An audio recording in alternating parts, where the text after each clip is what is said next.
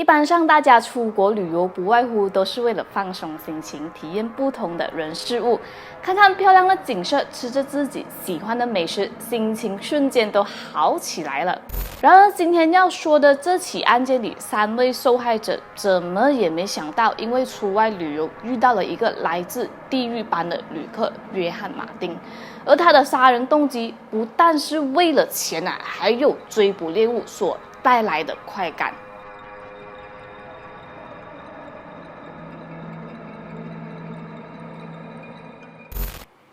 Hello， 大家好，我是美貌与智慧并重的小南。约翰·马丁于1959年12月出生在英格兰，我们简称他为马丁好了。他还有一个姐姐叫珍妮，在他很小的时候呢，父母就搬到了伦敦。他的父亲是一名卡车司机，两父子的感情很好。然而，在他10岁的时候，父亲却过世了。由于马丁自小就有这个阅读障碍，所以他在15岁的时候便退学了。误入歧途的他，在1974至1992年这10多年间因为不断的犯案而一直进出监狱。然而，马丁非常热爱旅游，他在墨西哥旅游的时候邂逅了他后来的妻子。当时的他才20岁，他不但喜欢偷摸拐骗，而且还好吃懒做。最终，他的妻子受不了马丁这样的个性，而选择了与他离婚。马丁最后一次入狱是因为严重的贩毒案件，因此他被判处长达7年的牢狱，但他却在服刑期间尝试越狱，结果又被加刑6年。后来在监狱里的他逐渐学会了安分守己，还因为表现良好被分配到监狱里的厨房当厨师。不但如此监狱管理人呢还特意让一个师傅教他图掌技术，希望他出狱后能够找到好的工作，重新做人。然而他们应该没想到，这一番好意却让马丁用在了错误的地方。由于马丁后期服刑时的表现十分良好，所以被监狱评定为低危险的囚犯，因此对他也采取比较宽松的囚禁标准。但就在1993年10月，马丁成功越狱了。只能说马丁生来是演技派的。临走前，聪明的他还向同囚的囚犯西蒙用钱买下了出生证明和护照，然后将护照伪造成带有自己的照片。就这样，他成功逃离英国，去了新加坡。自此，他的犯罪行为也开始升级。1995年3月8日，他成功抵达新加坡后，便开始在机场物色他的猎物。然而奇怪的是，马丁当时用来作案的工具全都是攻击性武器，像是手铐、绳索、瑞士军刀、电击器、锤子、斧头等等。小南想问他到底是怎么通过安检的呢？难道当时的年代是完全不会检查行李包吗？又或是他用了什么方法逃过安检呢？欢迎聪明的网友在底下留言告诉我。这名受害者我们简称为劳尔，来自南非的他当时33岁，是一名啤酒厂的机械工程师。他的妻子是一家宠物店的老板。劳尔可以说是一个非常精打细算的人。由于在南非购买电器物品是很昂贵的，所以他就想到用廉价机票飞到新加坡去买电器以及电子产品等等。这样的做法甚至还有多余的钱，足够他在新加坡吃喝玩乐几天。于是他就计划了行程，准备去新加坡3天。不过他的妻子因为工作太忙，没办法抽身，因此这趟旅程只有劳尔独自一人前行。回到3月8日事发这天，马丁和劳尔是差不多的时间抵达新加坡的机场。当时马丁一看到劳尔就马上向前搭讪，还骗劳尔说自己是一个来自墨西哥的商人，打算在这边做一些服装贸易生意。随后马丁开始游说劳尔，如果可以一起合作这个出租车和合住酒店，这样就能省下不少的费用。因此劳尔没多想就一口答应了，因为他觉得这个同样说着英语的白人这么热情的邀约自己，并且还能省下费用买更多的东西，何乐而不为呢？马丁还说：“我非常熟悉这里的，所以可以带你去相熟的电器商店买到物超所值的电器。”就这样，两人一起打车去到酒店。由于还没有到这个入住时间，马丁便带着劳尔来到酒店附近闲逛，惊醒了他热情又善良的一面。当他们入住酒店的时候呢，已经是接近中午了。马丁趁着劳尔一个不注意，拿起电击器将劳尔击倒，然后用锤子往劳尔的头狠狠砸去，导致劳尔当场身亡。之后，他将身体放进浴室，一边开水冲洗，一边用小瑞士军刀分解身体。由于他的技术非常娴熟，不到40分钟就将身体完全分解。之后，他就用劳尔带来的黑色垃圾袋将身块包裹，再放进衣柜。然后，他还拿走劳尔的信用卡、旅行支票，以及把劳尔的护照改成自己的照片。可想而知，他就这样拿着劳尔的钱到处吃喝玩乐了。就在他以为神不知鬼不觉的情况下，他不小心的把自己的护照和支票落在了酒店的衣柜，但马丁却以为自己是在酒吧弄丢的，因此他还跑去英国大使馆报失，又跑去一些旅行公司申报自己的旅行支票丢失了。与此同时，藏在衣柜里的遗体开始发臭，于是他就把身块装进逝者的旅行袋里，然后扔到酒店附近的河。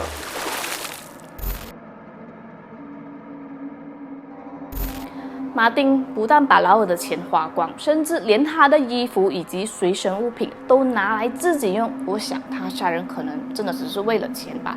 更夸张的是，他连装过这个身块的行李袋都不放过，因为他居然在弃置遗体后把行李袋拿回来想继续用，不过实在太臭了，他用了一支止汗剂都无法消除那个味道。尝到了第一次的成就感后，马丁随即买了一张去泰国的机票，打算到那里找寻下一个猎物。不过，当他在衣柜找回旅行支票，而去到旅游公司取消这个报失申请时，旅游公司却因为报失已经上交为由而拒绝了他，叫他过几天再回来新加坡处理。但他却因此不爽而与旅游公司大吵一架，还故意把恶臭的旅行袋扔在了那里哦。殊不知，这却成为后来警方找到凶手的关键。就这样，马丁飞去了泰国。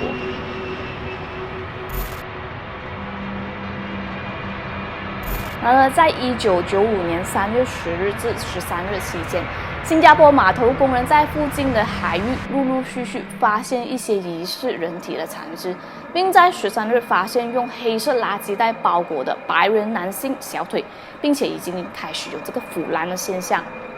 当时的法医表示，切口非常利落专业，凶手很有可能是外科医生、兽医，或者是从事这个屠宰工作的人员。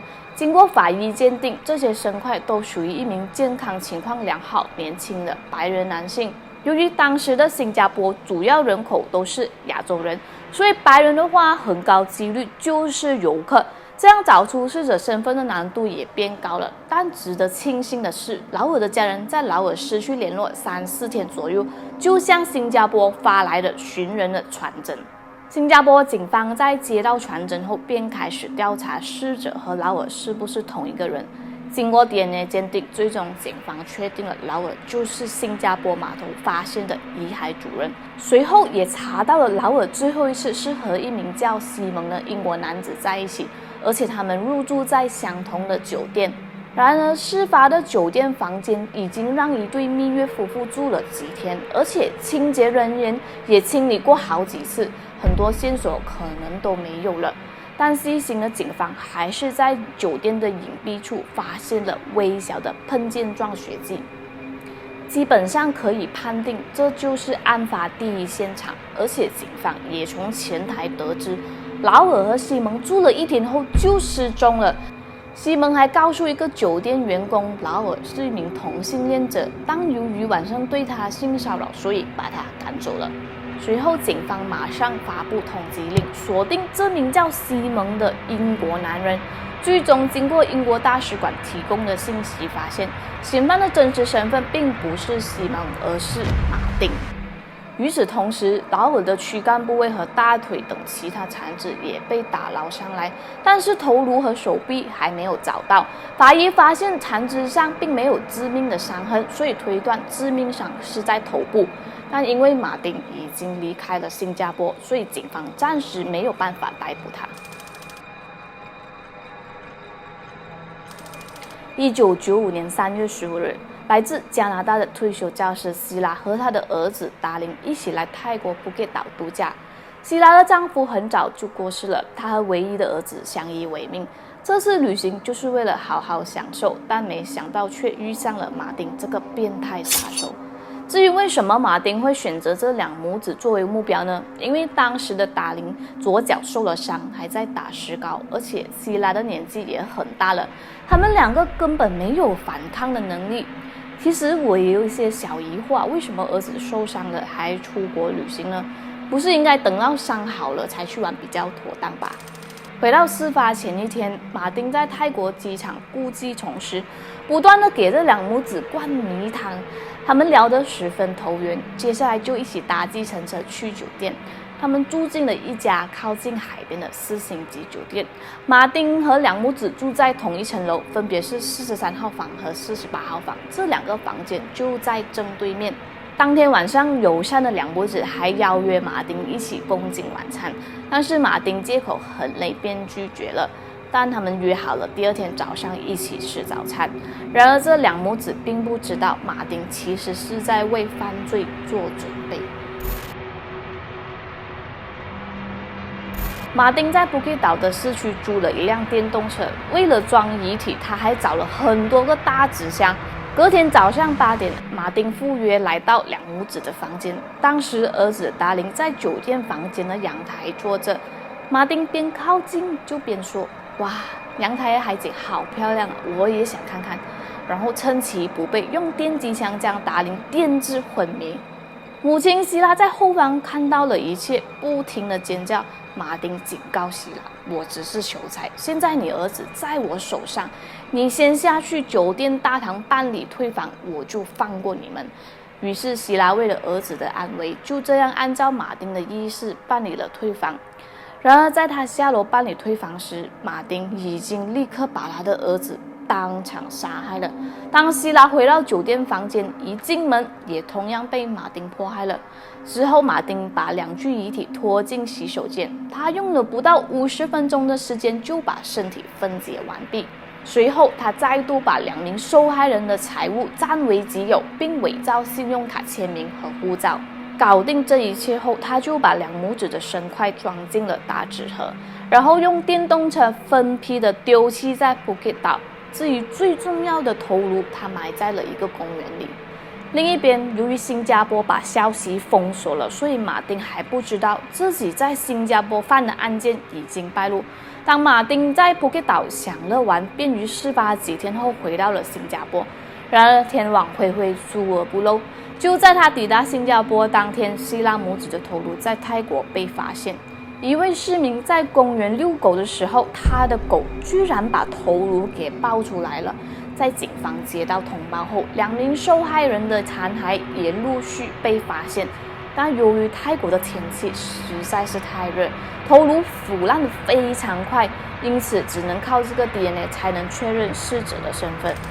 1995年3月19日，马丁抵达新加坡后，立即被警察当场逮捕，而且在他的行李中还搜出了泰国两母子的随身物品以及最关键的作案工具。当时的马丁突然情绪失控，还试图自尽，但都被警方及时阻止了。1995年9月，新加坡警方掌握足够的证据后，便提控法庭审理此案。因为证据确凿，马丁不得不承认是他迫害了这3个人。然而他却不断的谎称是为了自卫才导致误杀。他一直强调劳尔是个同性恋者，并且企图强暴他，他为了反抗才误杀劳尔。事发后，马丁巧遇了一个黑社会头子，后者答应帮他处理遗体。至于泰国两母子的案件呢，他则辩驳是当地的黑社会组织想嫁祸于他。当然，无论是在观看你们还是陪审团和法官都不会相信的。最终在1996年4月19日，马丁被判处绞刑，这个案件总算有个了结了。其实当时有大概3到4个受害者，极有可能也是被马丁迫害的。但由于证据不足，再加上此案已结，所以这些案件最后也不了了之。从这起案件，我们可以发现到这个世上有许多善良的人，但却不幸的遭到别人迫害，导致现在的大众就算想帮人也会三思，万一我帮了他，他害我怎么办？只能说出门在外，如果陌生人对你太过热情，或许也不是一件好事。任何事情还是小心为上，无论什么时代都好，都有魔鬼的存在。Hello， 大家好，我是小南。现在呢，我刚下班，所以在回家的路上我塞车哦。最近的疫情越来越严重希望大家可以的话，尽量就是少出门啦，要戴好口罩。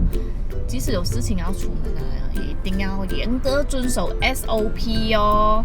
好的，唠叨完，说回正事，就是近这几期小南的悬案影片，大家有没有觉得收音的那个质量有比较好呢？如果是发音问题的话呢，还是要给一点时间我去继续努力改进的啦。因为现在也是戴着牙套维持器的关系嘛，所以呢，有些咬字还是没有办法做到那么的标准啦。希望大家多多见谅哈。